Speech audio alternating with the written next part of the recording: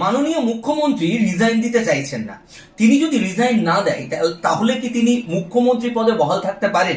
এরকম কি সম্ভব যে হেরে যাওয়ার পরেও আমি রিজাইন দেব না? না, এটা কোনোভাবেই নয়। কারণ সংবিধান এই নিয়ে আমাদের দুটো জায়গায় প্রাবধান রেখেছে, দুটো জায়গায় এই বিষয় নিয়ে কথা বলছে।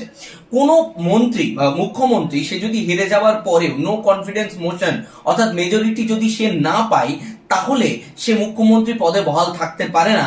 সে যদি রিজাইন না দেয়, সেক্ষেত্রে রাজ্যপাল আর্টিকেল 164 এর 1 যে ধারা, সেটাকে ব্যবহার করে তাকে কি করতে পারে, রিমুভ করতে পারে বা তার পদ থেকে তাকে অপসারণ করতে পারে, যেটা খুব লজ্জাজনক।